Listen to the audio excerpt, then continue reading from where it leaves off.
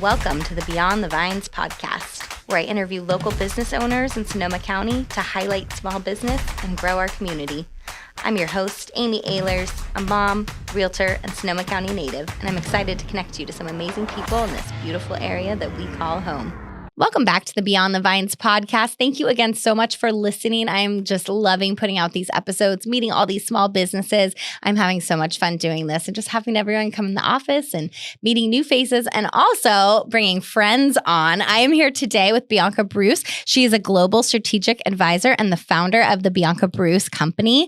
I am beyond thrilled to have her in here today. I'm sure many of you already know her. She is very well known and very much adored in Sonoma County. So to have her in here today as a friend and as a fellow businesswoman and entrepreneur, I am just thrilled. So please welcome Bianca Broos and thank you for listening. Welcome, Bianca. Thanks for having me. Hi, Thank Amy. you for coming. So we met initially with the Be Better Network, which we'll touch on later in the conversation, but that's where we met. But you know everybody. So I am so happy to have you in here. Thank you for having me. Yeah, I do remember meeting you through networking, which is how I feel like I've met everyone I know in Sonoma County. Networking is such a big part of what I do. I love where we live. Yes. We live in such a dynamic and vibrant community.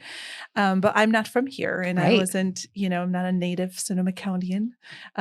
So coming here and creating a business and a life and a community is all about meeting people and creating relationships and growing from there. So I'm really glad that I have met you. It's amazing. And now that we're talking about it, I think the first time I actually met you was probably on Zoom. Yeah. Right? Did I meet you in person?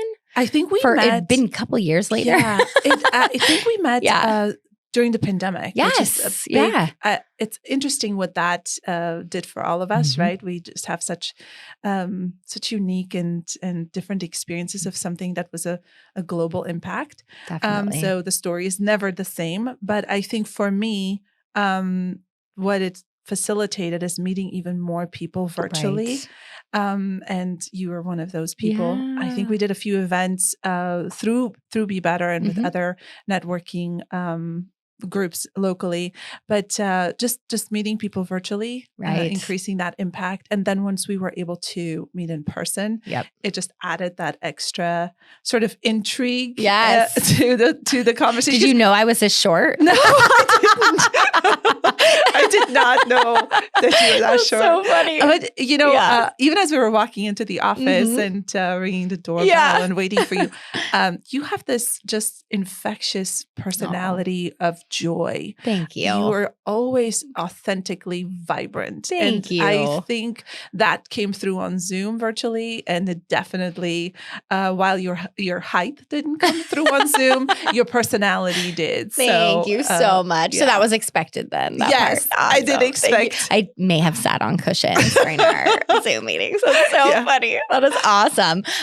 So I didn't know too what an amazing dresser you are. I always compliment your clothes, and I feel like everybody else does too. And now that I see you all the time in person, I'm like, gosh, who dresses her? Like, you are always on point. Thank you. I think it's part of what I feel is just part of your expression of who you are. Yep. And it's evolved over time. My mom actually was a fashion designer. Oh, I didn't know that. Yeah, she was very much into fashion. But interestingly enough, like many of us, when we are really immersed in our craft, she didn't dress fashionably. Wow. Which is something that I think many people maybe not think about, that those of us who create don't necessarily have that same expression in our own lives. I think of chefs often when you see what a chef can create for a guest, and then you see how they eat in the background. They eat really good food, but they eat it out like a Tupperware or a to-go container. That's a good point. So it's that sort of, it taught me from her how she liked to see people and in turn how they were perceived. And so I think that really stuck with me. Amazing. And it's just also, just a matter of respecting other people, show up in a professional way. Yes. And so it's sort of what people expect and showing respect that, I'm You're here. Important. Yeah. I'm here to have a, conversation with you, and I've dressed for the occasion. Yeah. Yeah. Well, your outfits are always so good. Thank you. It's like, what's Bianca wearing today? Yeah. I love it. So good. Awesome. So can you share with us your background and also the story of the Bianca Broos Company? Yeah. So it's interesting. When I moved here, so my daughter is turning 19 tomorrow. Amazing. Right? My youngest. My oldest is 24, but my youngest is turning 19. And I use her as a benchmark because she was a year and a half old when I moved here with the two girls. Wow. And I was in real estate, actually. Yes. And knew that I wasn't going to go through all of the troubles of getting my license again, and kind of just wanted to leave that behind because I really loved coaching and business development in real estate. So I decided I was going to be a coach. I love it. Printed a business card at Kinko's and went to networking events. And literally that is how I started. And the name of the business was called Certus Coaching, which was great and is a very fun, interesting story for why I called it Certus Coaching. But as I evolved and grew in business, I wanted something that was more about my value proposition. And I didn't want to lead with my name when I first started in business because I had small children and I was very apprehensive to do that. I completely understand. Like I don't say my kids' names on the podcast. I agree with that. So it was very much like a front almost, my business was. And then as I grew and became more confident, really, I wanted people to know that what I do is really an expression of who I am, and I bring my full self to the conversation. And so Bianca Broos Company it was. Now, as we have grown as an organization, I often, get nauseous when I have to say, my name is Bianca Broos. I'm the founder of Bianca Broos Company. I didn't think about that. People say, or people ask me, what's the name of your company? I named it after myself. But it also brings up a very interesting sort of, juxtaposition in thought, because I think we look up to other people who have the confidence to use their name as a brand. Yep. And somehow when we do it, we feel like it can be pretentious or perceived as that, and we don't want to be perceived as that. And so we shy away from naming things after ourselves. You won't believe how many people I work with who don't own their name as a domain. Interesting. So these are all kinds of things that I think are culturally embedded in us, especially for women, where we feel like, I don't want to name it after myself. I don't want to be, too forward. And so I struggle with that as well. But I think it's important to stand by who you are and what you do. And it kind of raises the bar a little bit for everyone who works with us in our team, so that we can be representing who we are and what we stand for. I love that. Yeah. I love that. And I love that you made the shift too, the bold shift to your name. I think it's brilliant. So thank you. Great. Amazing. So the Bianca Broos Company, you focus on branding, you specialize in branding, marketing, consulting. What led you to kind of focus on these aspects? You went originally from real estate coaching to more focusing on marketing in general. Yeah. So we did, when I look at brand development, this was very much an evolution of thought, because at first I was like, I want to consult with people on their entrepreneurial endeavors. And there's a book I read many years ago. I honestly don't remember what the title was. I never remember titles. They were talking about the entrepreneurial mindset. And so that idea of that you have a mindset for what it is that you're doing, and that being an entrepreneur really is about that expression. It's a word I use a lot, and that it is of mutual benefit. And the mutuality is something that you continually grow and evolve. Like when you first start out, your network or your client pool is really small for many of us. And so as we grow, we evolve and we kind of change and adapt what it is that we're doing. So for us, it was consulting entrepreneurs and then recognizing, you actually more and more need a brand. And what I found was that people have confused brand with marketing. Right. Because they thought that if they have a Facebook account and Facebook groups and got on Instagram, and as these social platforms were growing in popularity, people thought that entrepreneurs thought that they need to be on there to market themselves. But before you have a message that you market, and marketing is so dynamic and changes continually, your brand needs to be developed. Right. And that brand development is a soul searching exercise in who you are, what do you do, why do you do it, how do you want to be known, who's your audience, how can you show up for them, what do they need? Those are all kinds of questions you develop as you develop your brand, and then create your logo and your color expression. All of those things come with it. And then the very last piece is what you post on Instagram or LinkedIn. And so for me, it became a necessity to support my clients and educating them and empowering them to know that they need a brand. And more importantly, that if they don't work on their brand that they want, they will have a brand that they may not want, because they didn't actively engage in creating it. So for us, it was a natural sort of evolution of flow, going from consulting, business consulting and coaching, to brand development and then marketing. I love that. It's also stressing me out because I'm like, I need to talk to you about mine. Yeah, it is. Yes. Right? Which is why you are so needed. It's stressing. I love how you said it stresses me out, because it is, it does kind of, strum, I think, on those strings, right? It kind of like makes you feel that you're missing something, or you should be doing something different or better. And that stress is something that we speak to, and I speak to, because it's just a signal, right? It's just a little signal, and you can listen to it and you can take small steps. Brands don't create themselves overnight, and it's not about doing everything. Right. It's really about finding a lane and creating a path. And sometimes you'll start with a one-way street, and then you'll build it out to a 12-lane freeway. Absolutely. But you start somewhere, and you set those boundaries, and you set those parameters. That's very freeing. Yeah. And the most important thing in branding is not playing the comparison game. The only person you can compare yourself is yourself. Right. It's actually not at all about your competitors. I love that. Yeah. Especially in real estate. There's so many agents. So it's such a good reminder to not stress out right now. Yeah. It is so important in real estate. And I think what's interesting in real estate as well is, what you do. And I just had this conversation this morning with somebody in Florida who is an agent. And it's interesting because every agent basically just does the same thing. Right.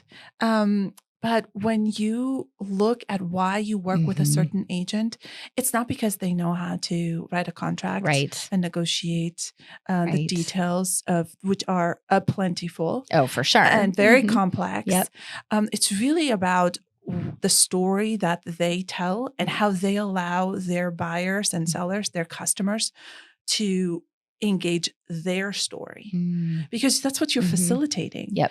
And I don't know of any other professional. I own my own business.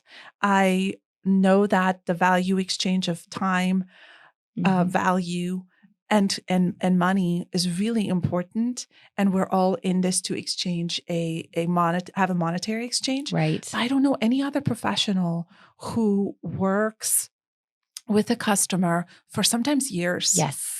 To then get paid at the end of a transaction when and if it happens. Exactly. So when you think about, with all of this controversy around commissions and how to compensate a realtor, you are really hiring and first engaging a strategic advisor. Exactly. That's somebody who supports you in telling your story as an individual, as a family, an investment. Yep. So I think agents need to differentiate that for the consumer, because the consumer is having an emotional reaction to the market and the interest rates and the price and what they want and don't want. Absolutely. And you guide them through and advise them through with the hopes that at the end, they are going to have a transaction that gives them what they were looking for. And that's what you get compensated for.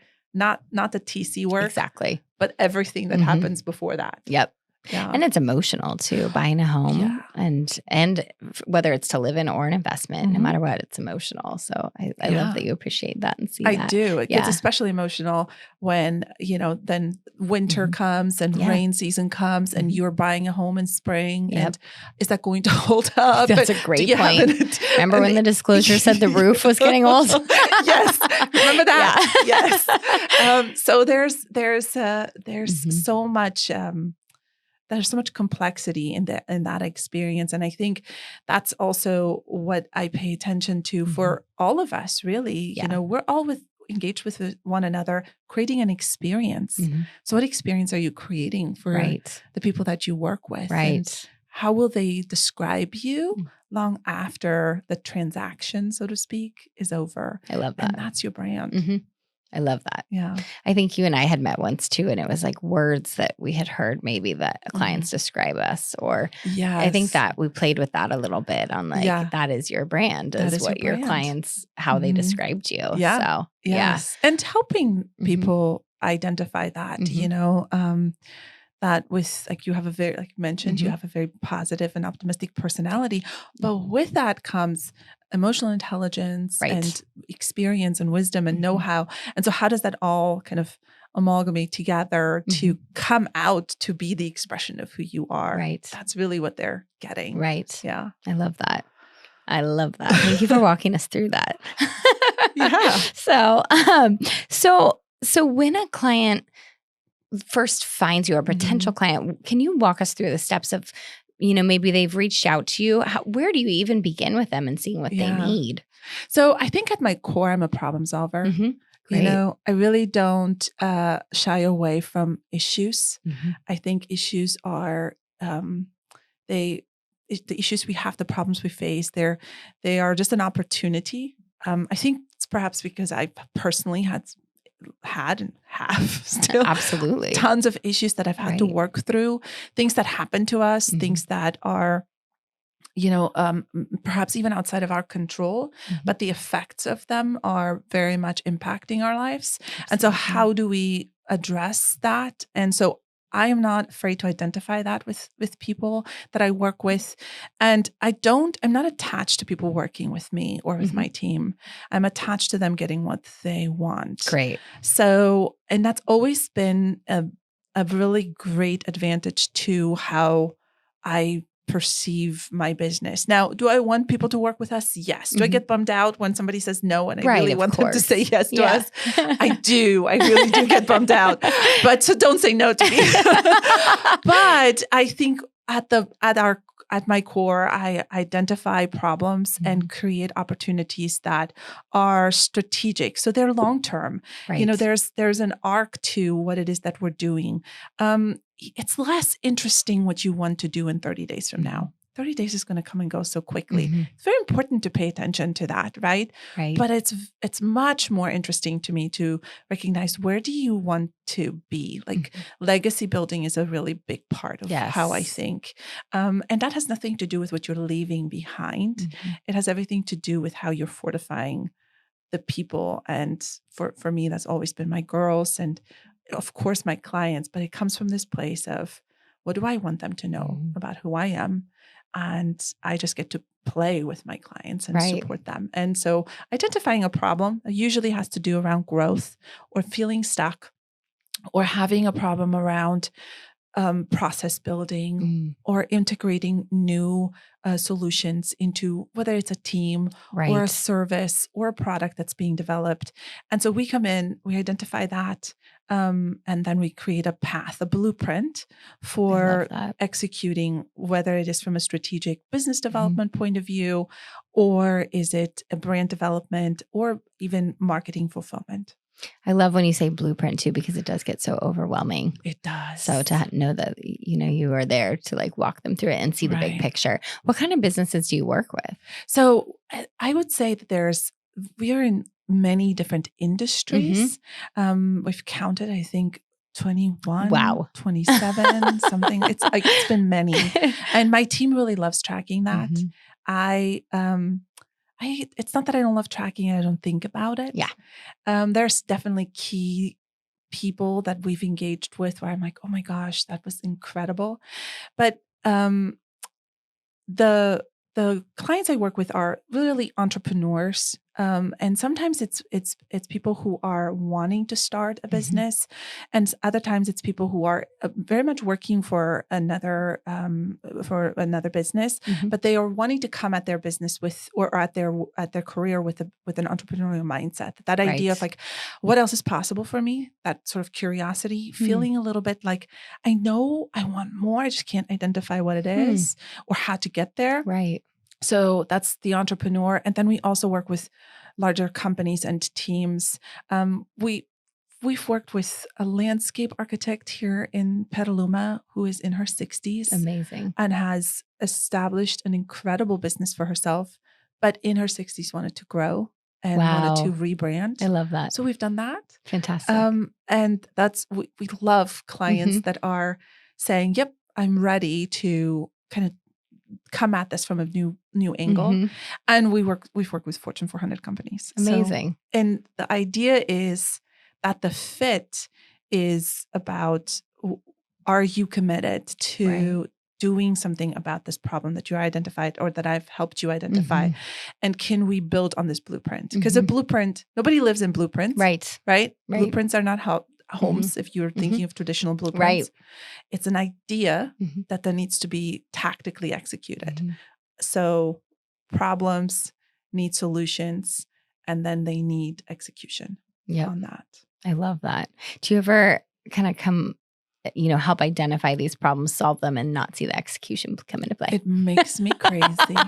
I can imagine. It is like so we there's talked two about things this. that I'm like, that I feel like, okay, let's not do this to each other. Let's not tell an untruth. Right. Because that doesn't help anyone. Let's not do that. Let's be honest with one another. Yes. And also, let's not overpromise and underdeliver. Yeah. Right? Let's do the thing that we can do. And here's the thing. When you start making things, like there's stuff I make in my life, whether it's personally or professionally, whether it's, creating a brand or a strategy or making dinner. Right. And as you're doing it, you're like, oh.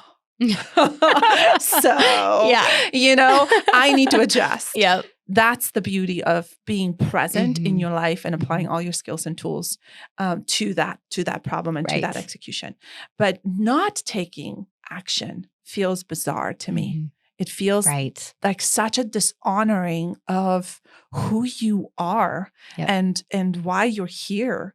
And there's always help. For the most part, we can have people we can ask for help. And if you don't, that's also a place to grow from, right?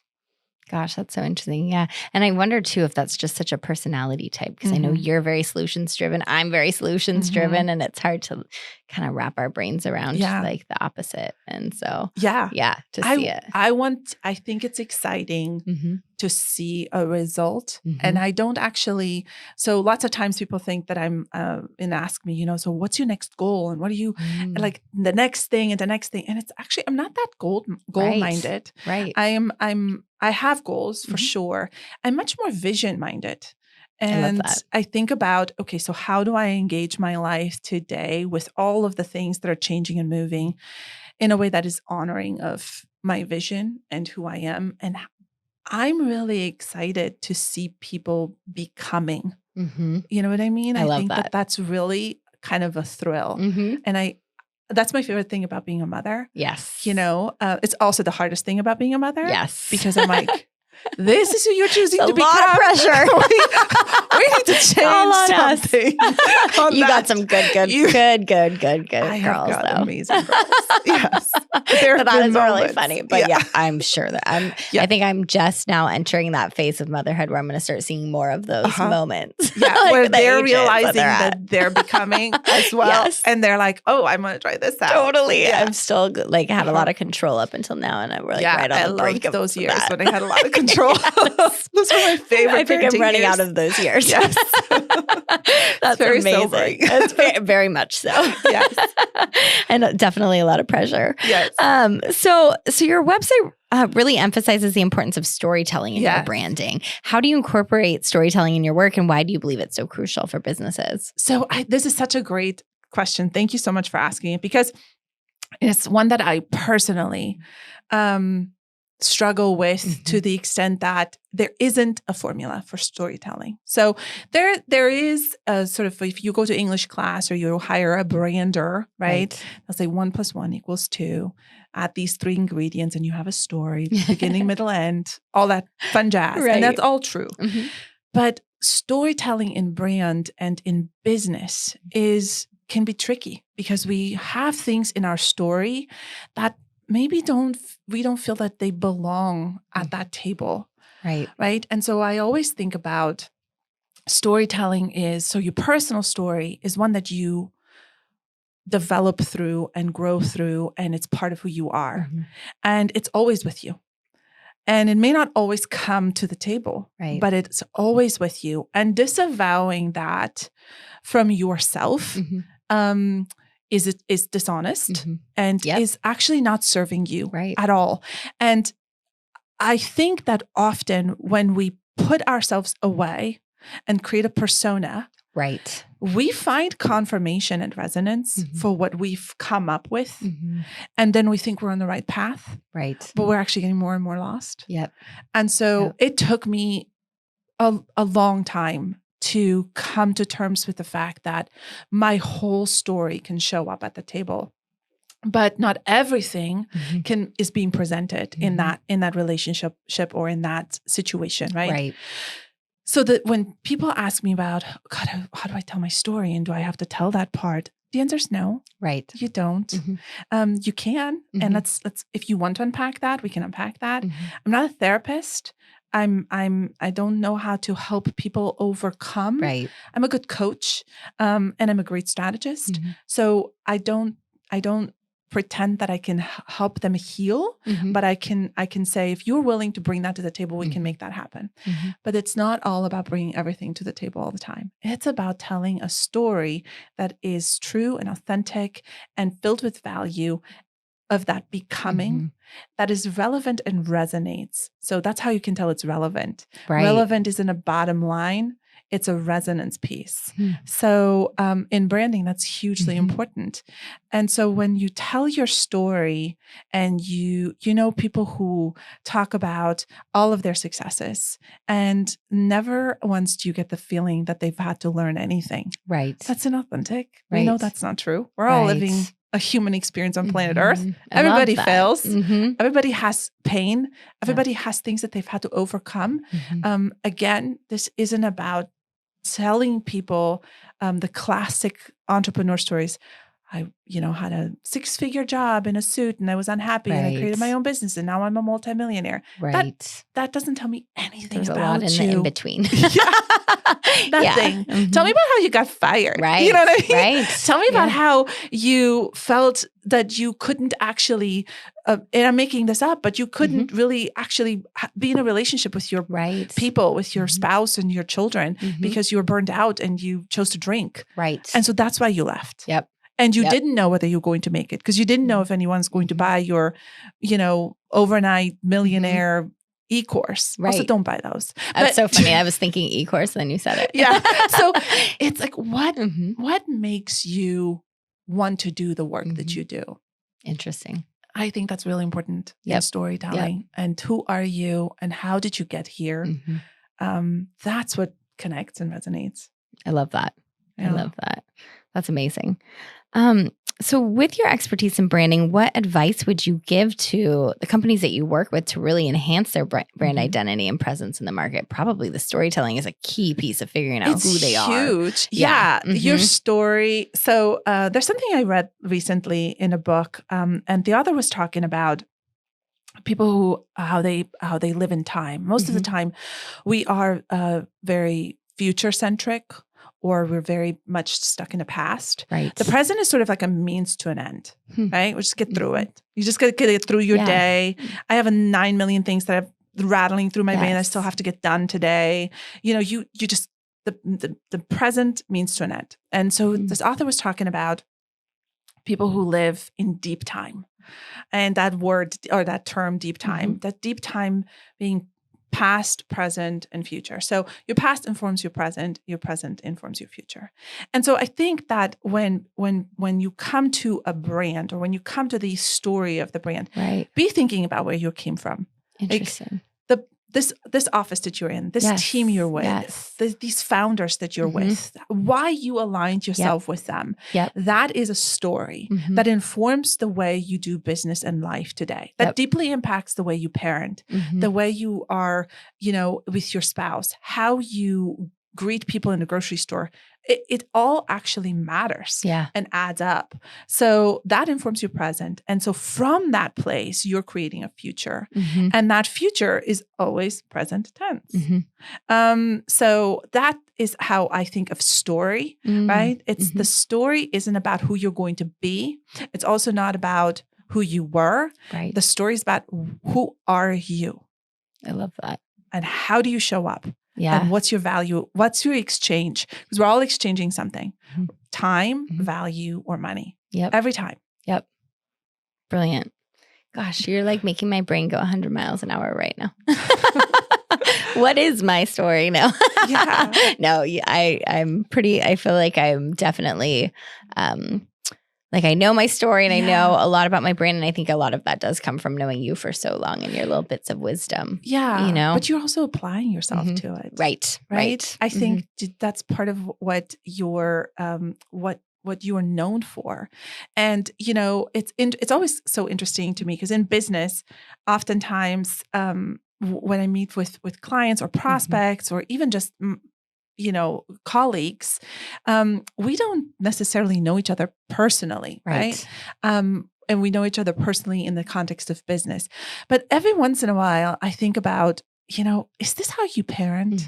Right. You know what I mean? Right. Are you like this as a parent? And what does that look like? And what's that feel like? And how does that translate? And I think when you have that congruency, providing you are a parent. But everyone is a friend. Everyone is somebody's child. Right. Everyone has somebody that they're speaking to in some way. So how do those people know you? Interesting. Yeah. And so the best thing you could possibly do is ask your kids what they say about you. Yeah. They honestly, I can say, and now it's going to get into like our therapy session.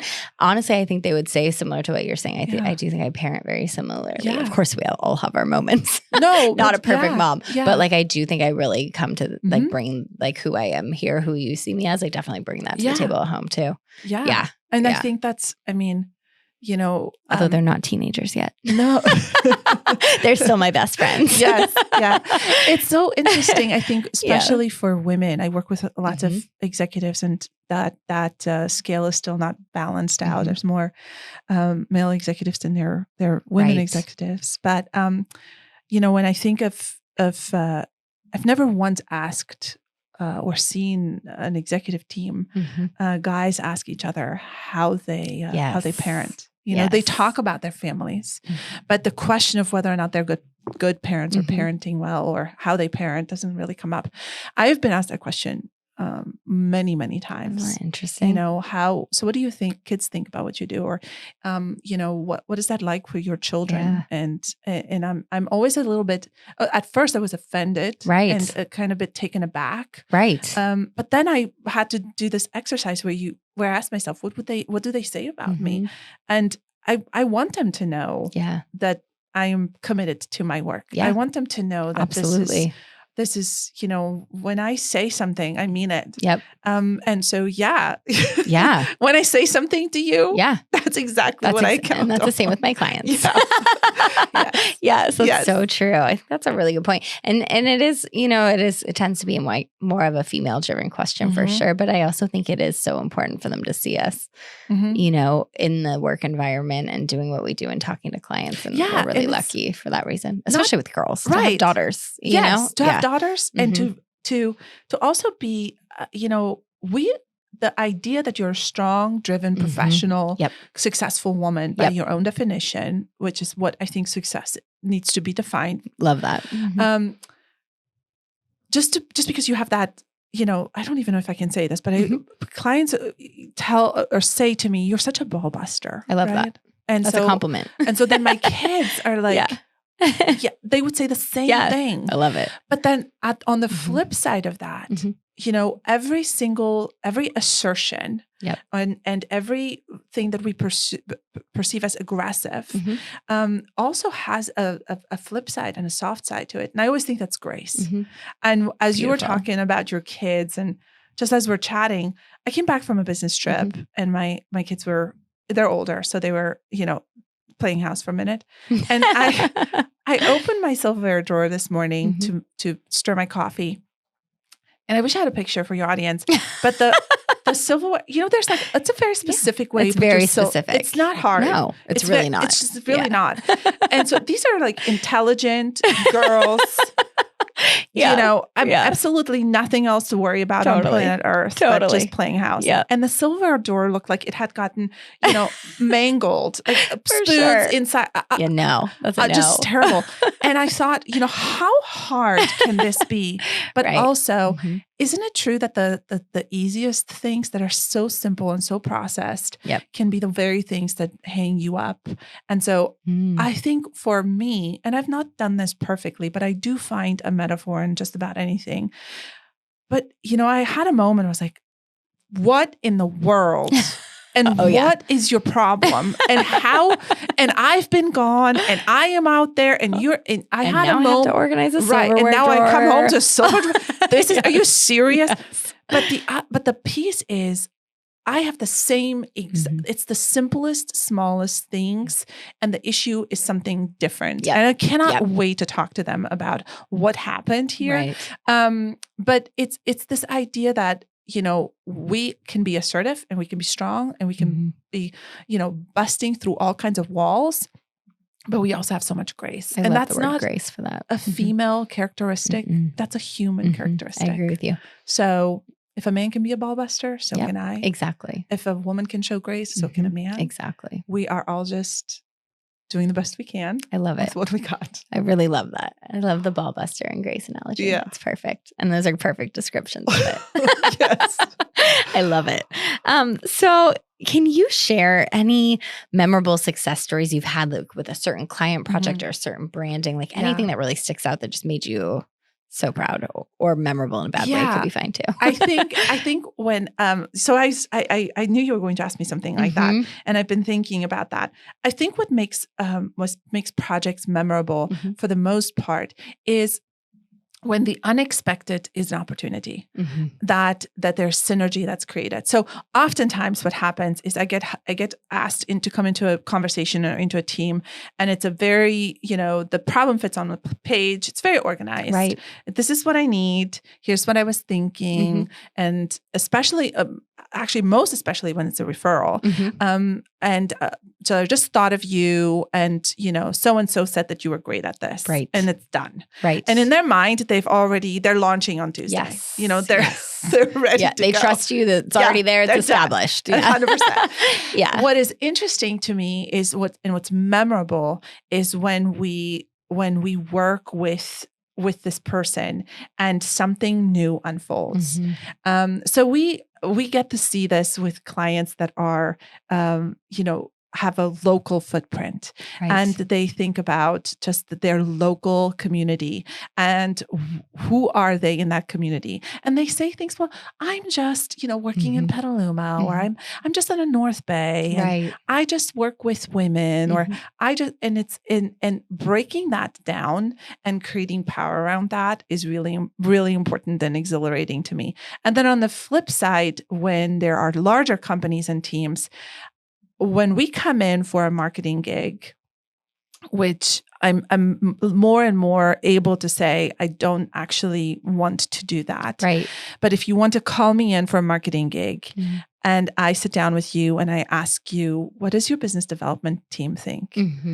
And they recognize that marketing means nothing. Right. What means something is your business development team, is your sales team. Yeah. And that's, I'm sure for you that way. You have a team that supports your marketing, your flyers, your website, and it's all very beautiful and very professionally done.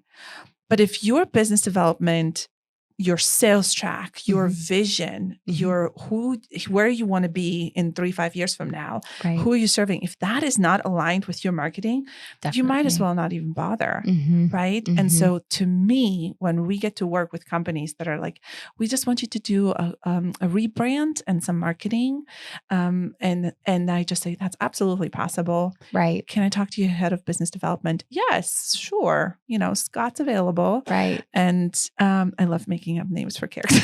I was like, who's Scott? I know. Who is Scott? You can see that in my face. I'm like, Scott who? Yeah, Scott who? And so, and then you talk to him or her and they're telling you their biggest pain points, their biggest struggles. You think about the real estate industry. Yep. Suddenly rates go up and the conversation you had 3 months ago totally is changes. flat. Doesn't matter. And if you're really good at what you do, you can anticipate that shift, and you know what you need to say to your consumer because they're paying attention to you and they trust the truth. We innately still know the truth. We are wired to know what is true. And so tell the truth. Absolutely. Especially in this industry and all, though, I assume, but especially when people are making some of the biggest investments of their life. I love working with clients who recognize that their work isn't just a transaction. It's not just a fulfillment. In fact, we talk about this. I don't need your opinion. I need your voice. I don't need your job. I need your role. I want to see what your role is. How are you affecting change in the organization, whether that's an organization of 1 or an organization of 1,000? Right. Same approach. Yeah. Yes. It's the underpinning is all the same. Yeah. Yeah. Yeah. Oh, I love that. That's fantastic. I love it too. I could have you in here forever, by the way. I'm learning so much. That's why I love doing this. So your company operates in such a competitive industry. How do you stay ahead of the curve and maintain your edge in such a dynamic market? So I've learned that my competitors are my best friends. I love that. I really think that even locally, there are some really, really great marketers and brand developers. And there's people who do things so much better than we do. And I love that I can bring them in or refer business to them. Right. But what sets us apart, and I think this is, my associate loves to say that we're a global company. We are. But I really, again, don't think of it that way. Right. I think of the people that we work with and the companies we work with. But I'm mentioning the global piece because it really, truly does not matter where in the world we work. The approach is the same. I think it's really about what sets us apart is that we're looking at strategy first. I love it.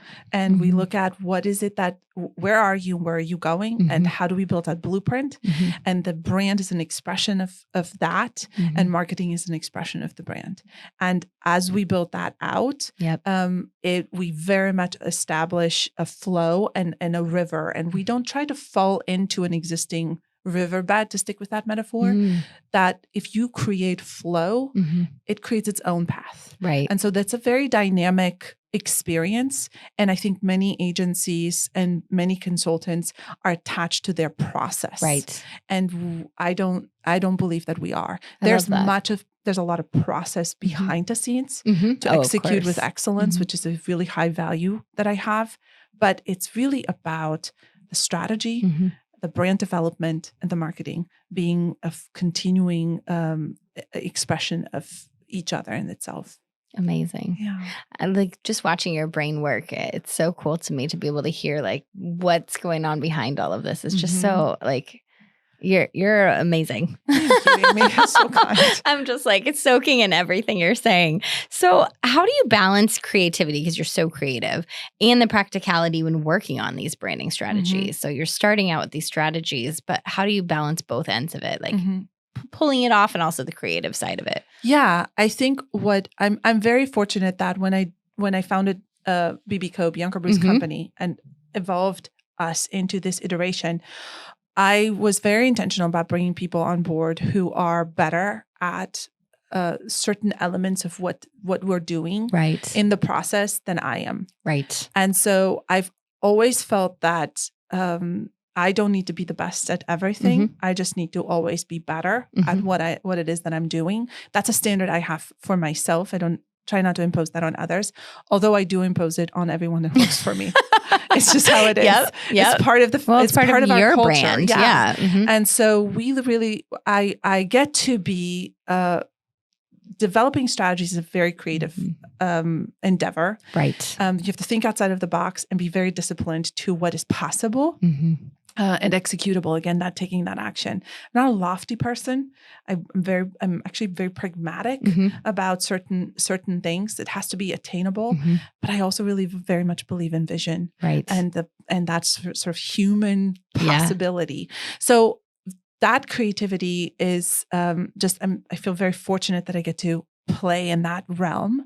And then I have a team. I have a team that helps me execute visually. And I see myself internally much more of an editor. Yeah. So it's a very hands-on approach to what it is that we're creating and paying attention to the fact that it's still sings, that there's harmony. And, we both know Samantha Paul, and I was just messaging with her and I said, I think sometimes, I try to find the harmony. And I'm currently in this phase of my life where I'm trying to find an old harmony where I really need to create a new one. And it really reminds me as I'm sitting here talking to you that that's what my clients are doing. Yep. And that's not comfortable. For sure. Lot of times that's very, very uncomfortable. It's unpredictable. Yeah. And so internally I do that. It's uncomfortable a lot of times to, stretch the envelope and to take a brand to the next place or to vision for our clients in ways that they can't vision for themselves. So I love that balance. And I love that I get to do it with a group of people who are as committed to that betterment internally and externally as I am. That's amazing. Yeah, you do have an incredible team. I do. We were joking earlier. I would like a Stephanie. Yes, everyone does. She is very well fenced in. I won't take your Stephanie. Good. I just need to find a Stephanie. You do. Yeah, you do. Everybody needs one. Yes, for sure. Amazing. Yeah, your whole team's amazing. And I love that you do all balance each other out in that way. So that's amazing. So looking back at your journey, is there any advice you wished you'd received when you first started in this industry? I think it's very important, and I'm just speaking from my own personal experience, to recognize that when you don't have all the answers and that you're not meant to. I grew up in a space where I was supposed to have all the answers. I was old at a very young age, and responsible and adulting.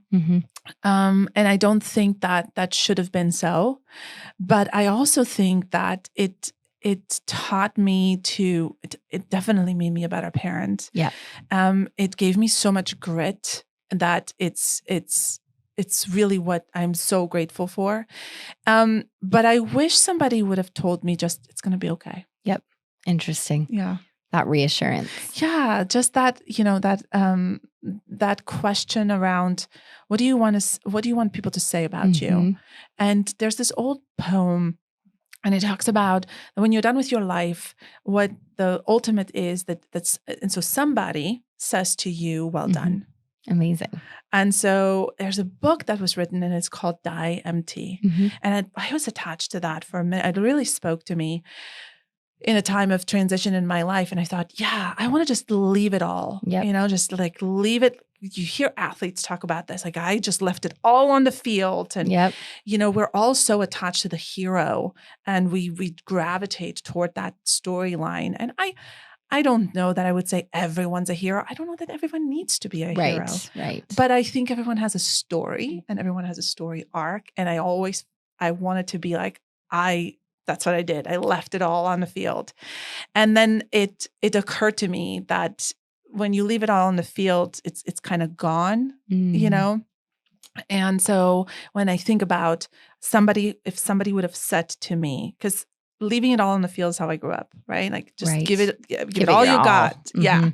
And then get the critique of, wow, you could have done it better. Right. But it's like, well done. It's going to be okay. It's well done. I love that. And that would have been a really great piece of advice to get early on. Yeah. It's funny too. It goes back. I had Larkin O'Leary on a couple weeks ago. And we were just saying how good it feels like in the parenting world when somebody just says, well done, essentially to you. And it's like that with anything in life. It's like, there's nothing more important than just hearing, okay, you're appreciated and you did a good job. I think, I was a mom at such a young age. And I remember, I learned so much from my daughter. And I think she was I still say to both of my girls, you're God's grace to me. Like, this is just, I don't deserve this. And then other times I'm like, I don't deserve this. I really don't deserve the silverware chore. I really don't. I really don't. I really don't. But, you see a child and the child isn't so much a maturity. It's a willingness. It's an eagerness to engage. When you tell them, you did such a good job putting your shoes on after practicing to put your shoes on for, no joke, 3 months. I mean, that's what Jules and I had to go through, like, this is how you put your shoes on. And she then finally nailed that, and she would come to me like, look what I did I put my shoes on. And it's like, well done. Yeah. That assurance of, and by the way, nobody looks at a child who puts their shoes on well and goes, that's the height of your accomplishments. Congratulations, you've made it. You've made it. But when we're adults, we think that saying to somebody, well done, that means we're endorsing their mediocrity. Right. And you're not. Right. You're not just going to start stay in your median, maybe not mediocrity, but median. Yep. There's so much more potential for you. So just tell them you did a good job and then move on. I love it. Yeah. I love it. That's amazing. And it is true when you say that. I think that's probably why it's avoided, is people are worried about praising the normal. Well, in business too, like, you go through so many transactions and I'm sure you look at every one of them and you're like, I wish that would have worked out a little bit differently, or gosh, that was an unexpected challenge. But that doesn't mean the whole thing is out. Right. Very rarely is it very rarely, total in or out kind of thing. Yep. So pausing for the well done and then looking at improvement from there is really important. I try to remind myself of that too, because I'll just move on to the next one. And then I'm like, wait, no, that was last year was the year of needing to figure out solutions for, there was just so many moving pieces last year. And so I did like pause myself one point. I'm like, you did a really good job on figuring that out. And like, I need to tell myself that more. Like, I think that reflecting that you do on like, how far have I come? And also what are the obstacles I overcame? What did I learn here? Yep. What would I do different? If you really think about it, I mean, if you were growing carrots, which I am not a gardener, you would be looking at your soil and your pH levels and your rain and your God knows what else. Yeah. And you do constant evaluation just so you can grow a stinking carrot because that's your passion. Right. Okay. So in business, it's no different. In life, it's no different. Just stop, evaluate, be hypercritical, but don't be critical to the point of being deprecating. Right. Yeah. Yep. I love that. It's a good reminder for all of us. Me too. For sure. I'm going to listen back to this. I know. When we're having a bad day. Remember all the good we've done. I have a feeling my team plays back to me. Like, just so you know. Replay. They're going to make a whole little loop of it. Yes. What you said. Right. Definitely. So we talked about a little bit about how you're more of a vision person than a goals person, but you do have goals as well. As we look towards the future, what do you envision for the Bianca Broos Company? So we did a thing that I think lots of businesses do and then don't talk about because, success is just like a straight line up. It's like a rocket ship going to the moon or Mars or uncharted territory, straight road ahead. I really have not experienced success to be that way. I absolutely do not enjoy roller coasters because I'm completely out of control. Yep. And I do not wish, I don't even know if anyone actually is paying attention. This thing could fly off its rails. Absolutely. It totally could. But it is a really good example of how success works. Except it's not quite that you're in a roller coaster because you do have control of the vehicle. Right. When you are owning your own business, owning your own life, owning your own career. If you are in the driver's seat of who you are and what you're doing, you're going to take a nosedive and you're going to do a loop-de-loop and it's going to make you sick to your stomach and there's no one to blame. It's not the joyride. You did this. And so I have made decisions for my business and for my team that have put us at enormously steep trajectories of growth. Right. And so in that were a lot of ups and downs. And so I am not risk averse. And so we're at a place now where we're growing in really exciting, unexpected ways. Great. So I've always, you asked me about what I wish I had learned. Well done. Yeah. And also, you're not going to do it alone. Yeah. And so we're in a space where we're partnering with incredible organizations that are serving a wider pool of clients and companies who are in an industry that is they're difference makers, right? And they're whether they're technology companies or they're finance companies or they're lobbyists, right? These are companies that are intentional about the 3 E's that we have: educate, empower, equip, our value proposition. And they have a love and a passion for the work that they do and the impact that they create. So we're partnering with organizations that are able to do that. They're doing that and focused on that. And we're more intentional about our national footprint, which is just something that I feel I'm so lucky to be able to do because my girls have gotten older and they are so outside of the fact that they can't. Silverware. Yeah, exactly. I was going to say, outside of the fact they cannot sort a spoon and a fork, they are capable. They are very capable human beings. Yes. And it gives me the peace of mind to be able to reach outside of what we had created as our comfort zone. While still being really very much local focused. Great. So it's a new, I mentioned finding a new harmony, a new rhythm. It's a new place for us. Exciting. It's exciting. Yeah. And it feels a little bit anxiety producing. Absolutely. And I had to differentiate a lot about like what is fear and what is anxiety. And fear is a moment. Anxiety is a state of living. I love it. And I used to think I'm anxious and I definitely have struggled with anxiety, but I think I've identified that I'm fearful. And so that is a much different technique to overcome because it's a moment, right? It's just a moment. And so I'm incredibly lucky to have business partners and a team that is so supportive of that growth and incredibly gracious about our trajectory. And when yours truly is taking us on a loop-de-loop, they're like, okay. All right. We're along for the ride. Let's not do that 3 times in a row. But, and then I think like on a fun note, we have fun. That's awesome. We do. And that's a new thing for me to like lean into. Because I thought that, I didn't want to be known as somebody who is wishy-washy. Right. But having joy is a pretty solid thing to be known for. Yeah, I agree with you. So, it's exciting. I expect us to be able to make a difference for larger teams. Amazing. And I expect us to be able to develop a voice for the company that is not just synonymous for me, but synonymous for the partners and the team members we have. I love that. Yeah. That's amazing. Really.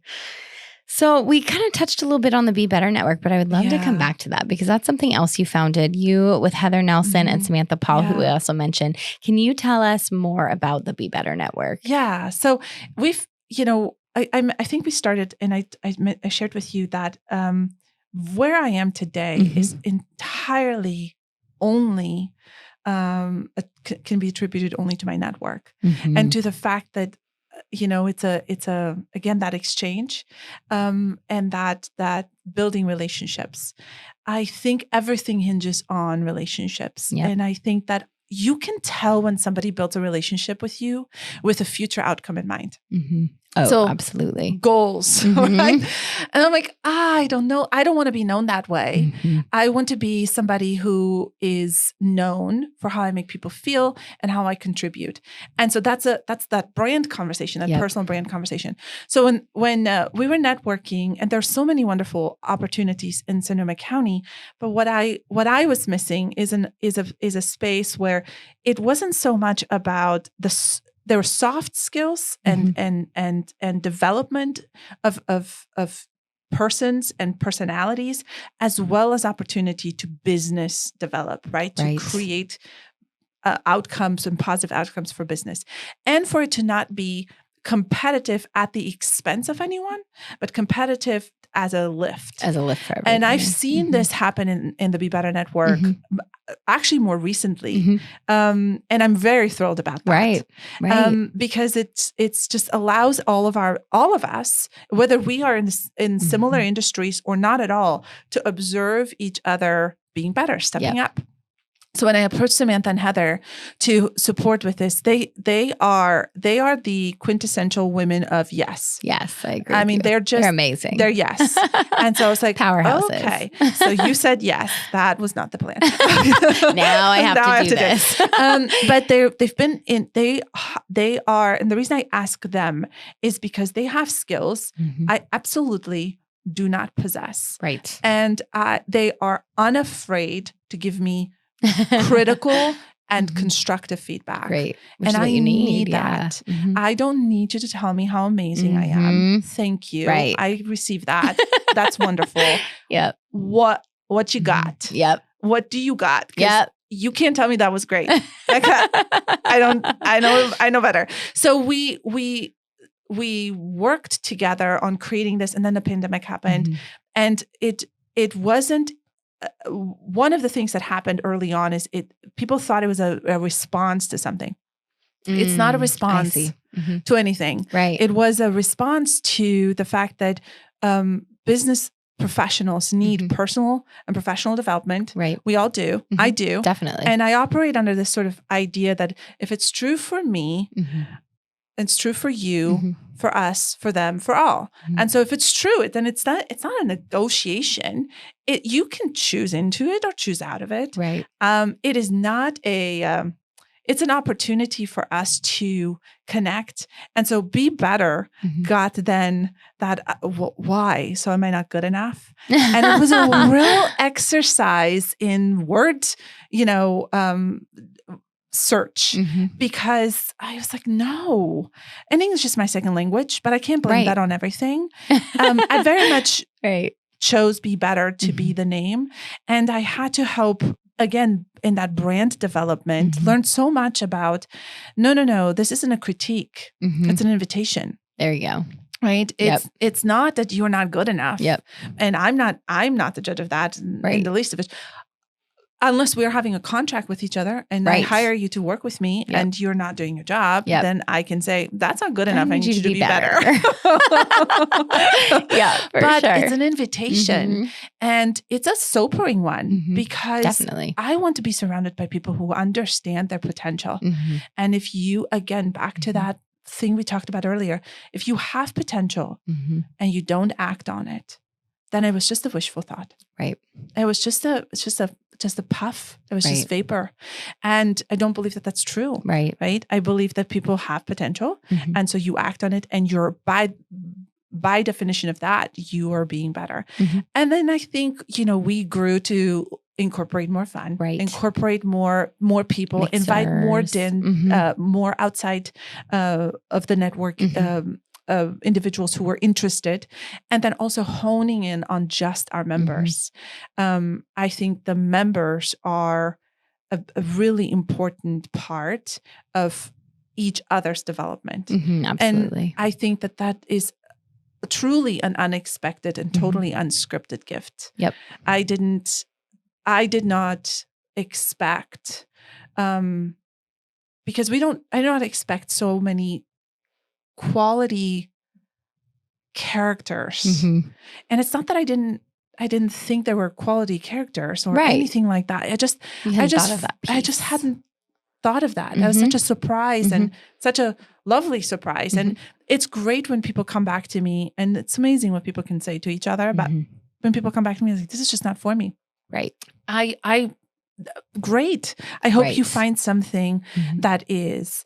And what I'm very excited about, Be Better, and also totally unexpected, is that, and it shouldn't have been, right? is that we're becoming better. Yeah. It's like we're really, what we're doing this year, right. And what we've already done is so much more than what we did last year. And it's so much more.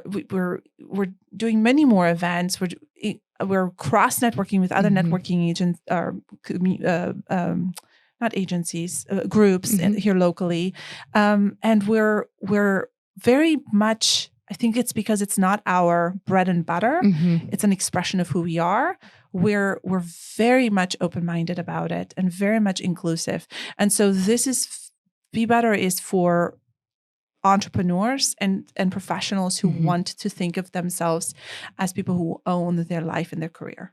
I love that. And that's where you fit in. And we've had people leave and come back. We've had people leave and we've had new people join us. Right. And we've had a core group of people who have just been with us all along. And that to me is everything to see. Yep. And what I love is the referring of business outside of the group. Definitely. And I also really love that there is not, that competitors are welcome. Yep. And that there's not even a question of what can you do and how can you do it. And even for us, I recently had a call from a guest, a visitor, and she said, now you do the same thing that so-and-so does. Right. And I was like, yeah. And she's like, can I work with her? Or should I work with you? Right. And it's like, what I would do is I would interview her. Interview both. And I would go with her. And and she said, can I have her phone number? Absolutely. There you go. It's that sort of, there's enough business for everybody. Yep. Please work on yourself and work on identifying who you are and what your brand is. And then just encourage one another to be successful.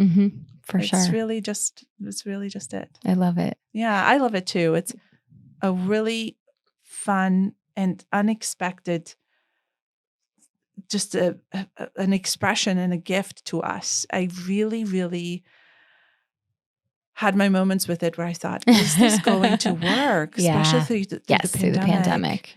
But I think it's so great to see. And also I think it's great to see how we've grown from it. And which was not the original goal. It wasn't, but I think that's the part about being present in your life. I think we invest in coaching programs and learning opportunities and all this stuff. And it's valuable. It definitely has a place.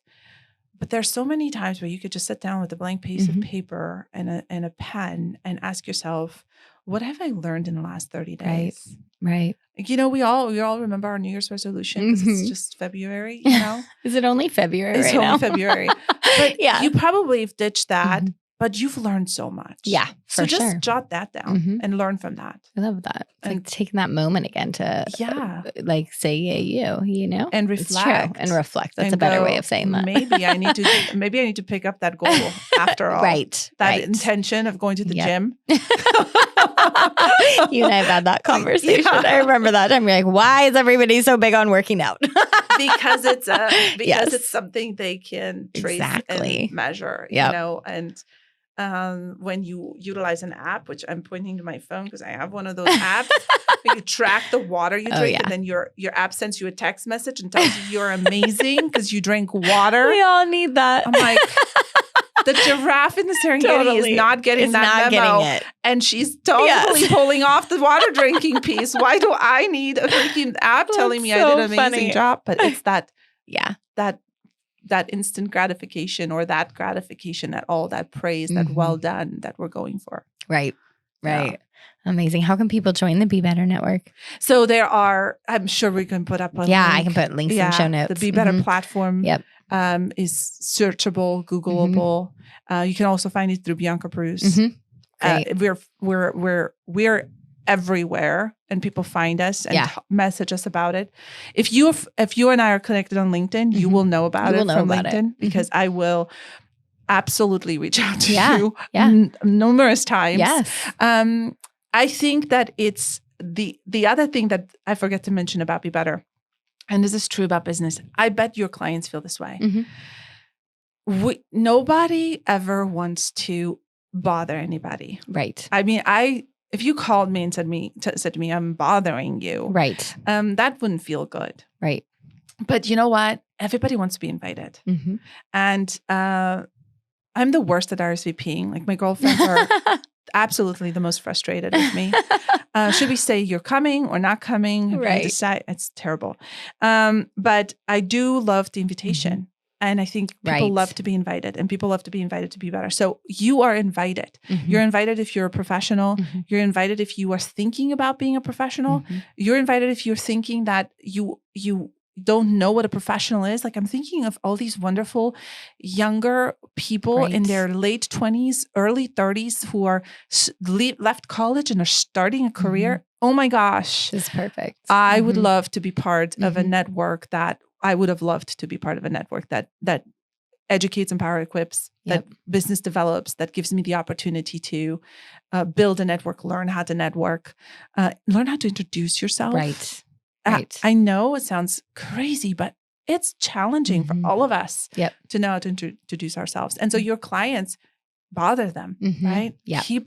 Keep bothering them. And by the way, your teenagers, teach them that. I love that. I tell my girls all the time, bother me. And sometimes when I'm gone or when I'm, in a busy day, I just text them, bother me. That's a great day. It's like, and then they get a little update. I want you to bother me. My team, bother me. You're not bothering me enough. Right. Like, I want to be bothered. Oh, I love that. I'm with you. Yeah. I'm here. I want to be bothered. I love that. I'll bother you. That's fantastic. I like that little parenting nugget too, because I'm still at the age where mine are younger. So there's a lot of bothering, but I know it won't always be that way. And I'm going to have to remind them to bother me. Keep doing that. Yes. Yeah. Yes, for sure.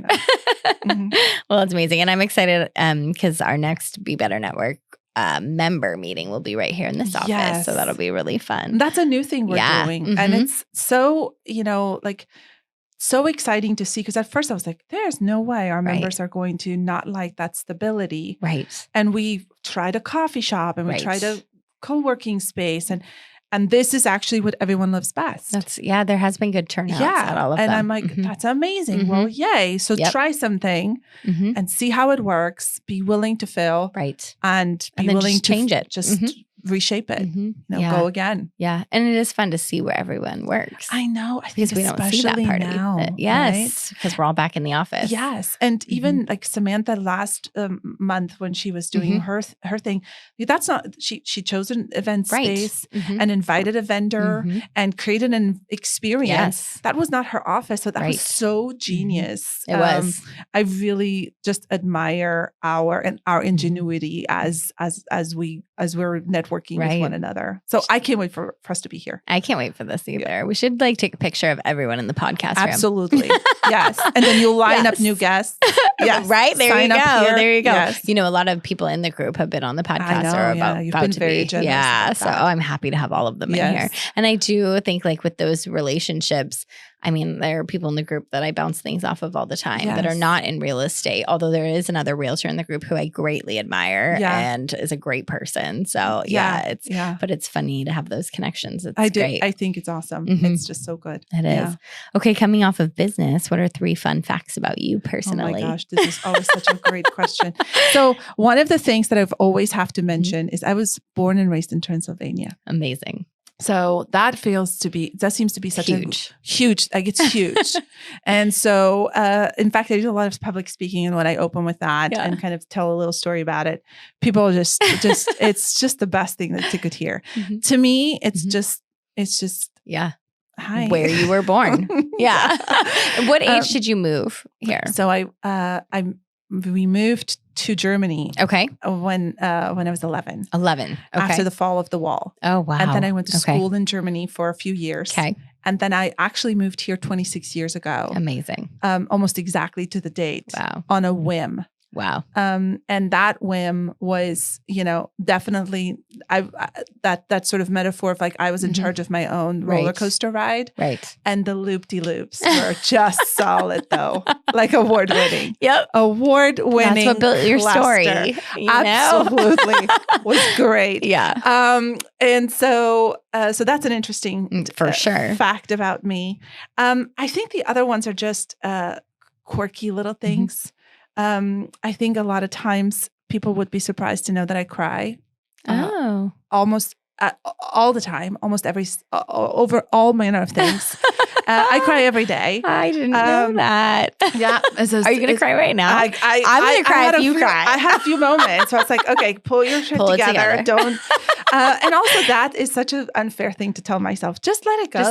Just let it go. Yep. So I'm very sensitive. Interesting. I didn't know that. Yeah. Isn't that surprising? Yes. I don't know what else I would tell you about me, except that I would say that the single most, and this would make me cry, the single most important thing in my life is my girls. Definitely. And I am not just like unashamedly and fully not receiving therapy and will not find a therapist. Nobody's going to take you. No, nobody about how bad shit crazy I am about my girls. Like there's no fixing I can relate. it. And I don't want to fix it. Nope. If there is a fix, I don't want to fix it. And they are such a surprise to my life. And I was very much in your shoes where I thought, there's one thing I will not do is I'm the only person here from Germany. Yep. My children are my only family. Yep. This can't work. Right. I have to be. We have to make this. We have to make this together. Yeah. And so to parent them and to parent adults. Yep. And to learn from the really some really hard disappointments and some hard disappointments in their lives. Definitely. And some things that they've had to go through that are not good and are not fair. Definitely. But to love us. I am so, so, so grateful. I love that. So they are by far my secret power. I love that. They for sure are. And that is just so unexpected. And That's I think I've never said this publicly, so here we go. I am thinking about being a grandmother. Wow. Every single day.